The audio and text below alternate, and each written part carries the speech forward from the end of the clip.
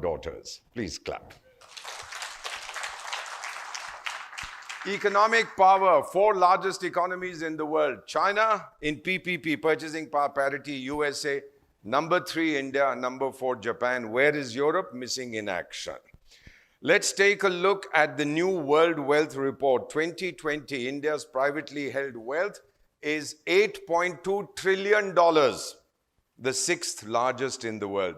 And according to this report, by 2020, which is 8 years from now, the average Indian will have twice as much private wealth as the average German or the average British citizen. What do we spend it on? Eating better, looking better, studying better, communicating better, etc., etc. When I say looking better, 650,000, for those who are not familiar with India, 650,000 towns and villages in India and 15 million beauty parlors. So you can imagine how much money we spend on looking better, communicating better, 1.6 billion mobile connections for a 1.3 billion population and 1 billion smartphones. And you are all familiar with what this means, traveling better, etc. 2015 International Yoga Resolution, co-sponsored, introduced by India, co-sponsored by 177 of the 193 members of the UN, the largest in the history of the UN. And ma'am, the French ambassador sitting there, I was in the General Assembly, says, my country supports yoga because India is the spiritual mother of all mankind. What a beautiful thing to come from the French. In Yemen, when there was a civil war, we were asked to evacuate our nationals. All other countries were told, you can't come in to evacuate your nationals, only the Indian military. We trust them. I went to Paris the same year. We brought out 20,000 people from 40 countries. The immigration officer at Charles de Gaulle Airport sees my passport and says, you're an ambassador of India. I said, yes, I am. He said, well, you brought out 500 Frenchmen from Yemen. I said, if we made a mistake, we'll take them back.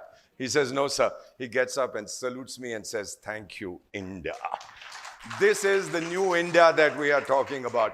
1969, I don't know if any of you remembers, you're not old enough, but we were invited to the founding conference of the Organization of Islamic Cooperation. When we got there, we were not allowed into the hall. We had been invited. We were booted out. We were thrown out. Water and electricity in our hotel was switched off. India did not have the strength to retaliate, ladies and gentlemen. 50th founding anniversary of the OIC last year. Who do you think is the guest of honor? Your country, India. So the military rebalancing today, take a look at this. The most powerful militaries. None of these are my figures. These are all UN, various agency figures. Most powerful USA spend a lot of money. Second, Russia. Third, China. Fourth is India. Where is Europe? Still missing in action. Result of these tectonic changes, 15% of the world that ruled the other 85%, they don't know what is happening.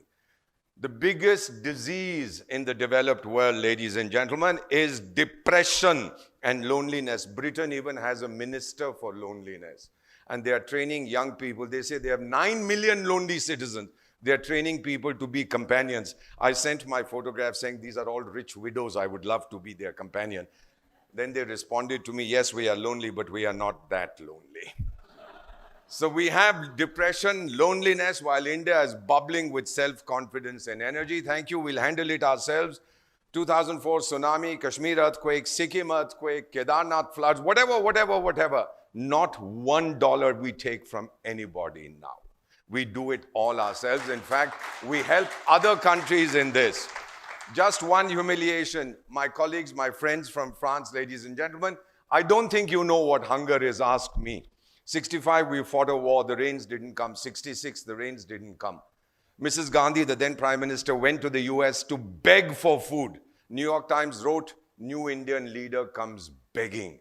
She came back and she said, never again will we beg. And we were told, don't eat on Mondays. I have slept hungry throughout 1966. I have slept hungry on Mondays. Ask me what hunger is. And your country, which said feed us, is today the second largest producer of food grains in the whole world. For too long have others written India's destiny. A country that forgets its past, ladies and gentlemen, has no future. we remember our past. We made mistakes, but never, never, never again.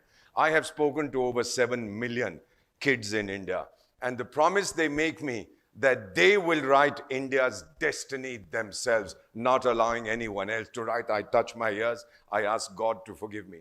They make this commitment to India, and I make them a commitment. In a few years from now, I will leave my body, and I will have a simple memorial which the Indian military has built for me in Kargil, the area that I love. It simply states, "Scattered in the dust, silent I remain. When India's bugle calls, I will rise again."